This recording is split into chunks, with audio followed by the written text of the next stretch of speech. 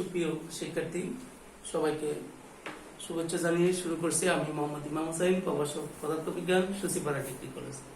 এই শিক্ষার্থীরা আজকে যে ক্লাসটি নিচ্ছি সেটি হচ্ছে কাজ, শক্তি ও ক্ষমতা অধ্যায়ের একটি গাণিতিক সমস্যা বলি। সেটি হচ্ছে, দেখো, একটি পানিপূর্ণ কুয়ার গভীরতা এবং বেশ যথাক্রমে 10 মিটার ও 1.5 মিটার। একটি পাম্প 20 মিনিটে কুয়াটিকে পানি শূন্য করতে পারে। এটা হচ্ছে উদ্দীপকের লাইনটুকু। হ্যাঁ, তোমাকে বললো যে 1 বর্ষক ক্ষমতা সমান কত। পথে বললো কোন ইঞ্জিনের কর্মদক্ষতা 60% বা 65% বা 70% বলতে কি বুঝো। তারপরে প্রশ্ন হলো পাম্পের অশ্বক ক্ষমতা কত। দ্বিতীয়টা হচ্ছে 0.4 HP ক্ষমতার আরো একটি পাম্প যুক্ত করলে কি পরিমাণ সময় সাশ্রয় হবে, মানে কম লাগবে সময়টুকু, সেটা বের করতে তোমাদেরকে বলছে। তাহলে সেক্ষেত্রে যে বিষয়টা এখানে দেখবে, 1 অশ্ব ক্ষমতা সমান কত ওয়াট। আমরা জানি 1 অশ্ব ক্ষমতা বলতে এইচপি কে বোঝানো হচ্ছে সমান 746 ওয়াট। কোন ইঞ্জিনের কর্মদক্ষতা বলতে ওই ইঞ্জিনের কর্মদক্ষতার সংখ্যাটা আগে দিবে, হ্যাঁ, যে প্রদত্ত শক্তি আর প্রাপ্ত শক্তি, এই দুইটা শক্তির অনুপাতকে বলা হবে তার ইঞ্জিনের কর্মদক্ষতা। এবং ওই ইঞ্জিনের 60% বলতে বোঝানো হচ্ছে ওই ইঞ্জিনে 100-তে সে 60 জুল পরিমাণ তার কাজ সম্পূর্ণ করতে পারে। এই গেল 2 নম্বর। 3-এ যেটা আছে পাম্পের অশ্ব ক্ষমতা কত। তাহলে পাম্পের অশ্ব ক্ষমতা যখন আমরা বের করতে যাব, এখন দেখো কি করা যায়। যে এই ধরনের একটি, মনে করো আমি যদি একটা কুয়া হিসাব করি, এটাকে কুয়াতে কি দেখবে, পানি দেখবে। মনে করো কুয়ার পুরা ব্যাস হচ্ছে 1.5 মিটার। এই যে 1.5 মিটার, এটা হলো কুয়ার ব্যাস। তার গভীরতা হচ্ছে তার 10 মিটার। এই যে 10 মিটার হচ্ছে এটা, এতটুকু। একটা পাম্প দ্বারা কুয়াটা পানি আমরা শূন্য করব। এটা হচ্ছে তার পাম্প, হ্যাঁ, শূন্য করতে গিয়ে, হ্যাঁ, এখানে তার গড় শূন্য আর টোটাল গড় উচ্চতা আমরা বের করব। তাহলে এখানে দেখো কি জিনিস পাওয়া যাবে, যে উদ্দীপক হতে গভীরতা, তার গভীরতা, কুয়ার গভীরতা হচ্ছে L সমান 10 মিটার। তার গড় উচ্চতা বের করবে, যে গড় উচ্চতা S সমান 10 যোগ 0 যোগ 10 ডিভাইডেড বাই 2 এত মিটার সমান হচ্ছে এখানে 5 মিটার। ব্যাস আছে, তাকে ব্যাসার্ধতে নিয়ে যাবে। ব্যাসার্ধ হচ্ছে r সমান হচ্ছে এই যে 1.5 কে বাদ করলে 0.5 মিটার। যেহেতু এখানে পানি আছে, তাহলে পানির ঘনত্ব আমাদের মুখস্থ, যে পানির ঘনত্ব, এই যে রো সমান 1000 কেজি, এই যে মিটার পার কিউব। আর অভিকর্ষী ত্বরণ এখানে লিখবে, যে অভিকর্ষী ত্বরণ, ঠিক আছে, অভিকর্ষী ত্বরণ G সমান 9.8 যে মিটার পার সেকেন্ড স্কয়ার। হ্যাঁ, পানি ঘনত্ব লিখলাম, তারপরে গড় গভীরতা, তারপরে এখানে যে সময় দেওয়া আছে, কয় মিনিট দেওয়া আছে, 20 মিনিট দেওয়া আছে সময়। সময় হচ্ছে 20 মিনিট, টি সমান যে 20 মিনিট সমান হচ্ছে 1200 সেকেন্ড। 60 দিয়ে গুণ করতে হবে, সেকেন্ডে নিয়ে যেতে হবে। নেওয়ার পরে আমরা কুয়াটার থেকে তার আয়তন সূত্র জানি, যে আয়তন বের করা যাবে। তারপরে তার এখান থেকে রো সমান আমরা জানি, যে আমরা জানি যে রো সমান কি, m বাই b, বা m সমান কি এখানে, যে রো b। আর রো হচ্ছে এখানে তার ঘনত্ব, b হচ্ছে আয়তন। একটা কুয়ার আয়তনের সূত্র হচ্ছে পাই, যে পাই আর স্কয়ার l, ঠিক আছে। তো এখানে রো 1000, তারপরে পাই এর মান হচ্ছে 3.1416, আর হচ্ছে 0.7 যে হোল স্কয়ার, ইনটু l হচ্ছে এখানে কত, 5 10, l হচ্ছে এখানে আমাদের 10। তাহলে দেখো এখন আমাদের যে কাজটুকু করতে হবে, এখানে বরটাকে বের করে নিয়ে আসতে হবে। তো বর যদি আগে বের করে নিয়ে আসি, তাহলে সেক্ষেত্রে তাকে ক্যালকুলেশন করতে হবে। ক্যালকুলেশন করলে পাওয়া যাবে 3.1416 গুণন 0.75 গুণন 0.75 গুণন 10। তখন তার বর পাওয়া যাবে 17 1767 1 এত কেজি 0.5 কেজি, এত কেজি।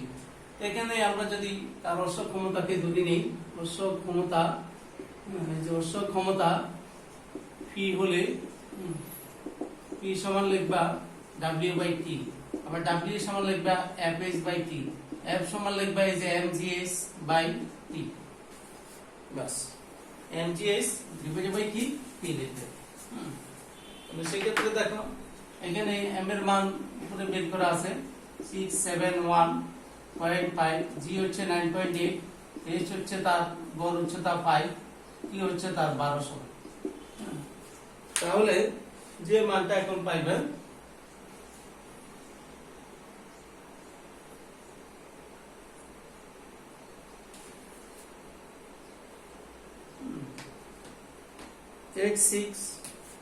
এখানে পাওয়া যাবে এত গুণন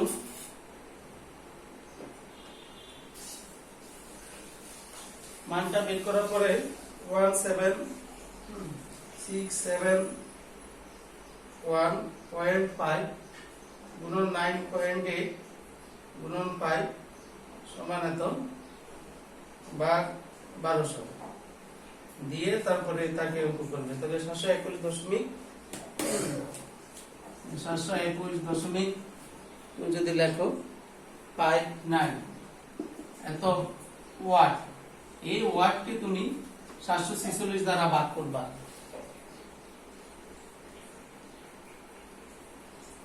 তাহলে 0.97 এসপি। এটা হচ্ছে প্রয়োগের অ্যান্সার, যেহেতু ক্ষমতা বের হয়ে গেল তাদের। তাহলে দেখো পরের অংশটা কি, 0.45 হর্স পাওয়ার আর একটি পাম্প যুক্ত করা হলো।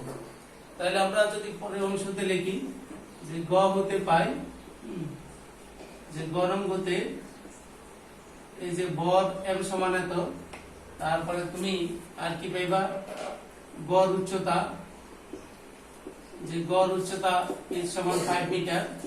হ্যাঁ, ওখানে সময় যেটা দেওয়া আছে t সমান 20 মিনিট ঠিক থাকবে।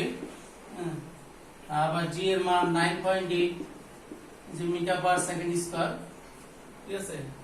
তাহলে আর গণন থেকে যে ক্ষমতাটা পাইবা যে p সমান নিবে 0.97 HP এত হর্স পাওয়ার। প্রশ্ন অনুসারে আরো একটি পাম্প তুমি এখানে যুক্ত করবা, যে প্রশ্ন অনুসারে, ঠিক আছে। সেটা হচ্ছে কত 0.4 HP পাম্প যুক্ত করলে যে মোট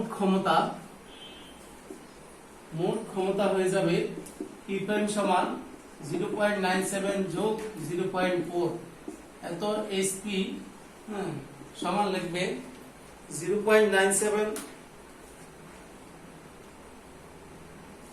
যোগ 0.4 সমান যেটা পাইবা 1.37, 1.37 এত HP। তাকে যখন তুমি 746 দ্বারা গুণ করবা, যে গুণ করতে হলে তখন ওয়াটে নিয়ে যেতে হবে। হ্যাঁ, গুণন 746 সমান হলো 1000.02 এত ওয়াট। এই ক্ষেত্রে সময় যদি t প্রাইম হয়, সময় t প্রাইম হলে, যে t প্রাইম হলে তখন আমরা লিখতে পারি p প্রাইম সমান যে w/t প্রাইম, w হচ্ছে fs/t প্রাইম, বা এখান থেকে t প্রাইম বের করলে mgs/t প্রাইম, mgs/t প্রাইম, ঠিক আছে। তাহলে mgs/t প্রাইম এর মান বসাইতে হবে। মান বসালে এখানে যেটা পাইবা m এর মান 671.5, g হচ্ছে 9.8, এটা হলো 5, আর এখানে p প্রাইম যেটা পাওয়া যাবে, p প্রাইম হচ্ছে তার ক্ষমতা যে 1022 0.02।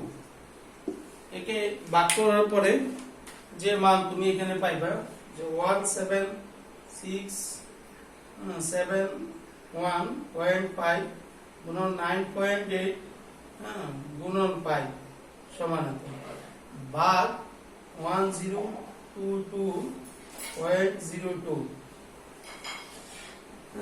847.2 পাই 847.2 পাই এত সেকেন্ড। তাকে মিনিটে নিবে ভাগ 60 দিয়ে তখন 14.12 এত মিনিট। তো পূর্বের সময় ছিল টি, তাহলে সময় শাস্ত্র হবে যে সময় শাস্ত্র হবে দেখো হবে কত টি মাইনাস টি পাই 20, আগে ছিল 20, এখন হলো 14.12 এত মিনিট। এত মিনিট 14.12 থেকে মাইনাস 20 বিয়োগ করবে 5.88 এত মিনিট সাশ্রয় হবে। প্রিয় শিক্ষার্থীরা, নিশ্চয় সবাই বুঝতে সক্ষম হয়েছে। সবাইকে ধন্যবাদ। আল্লাহ হাফেজ।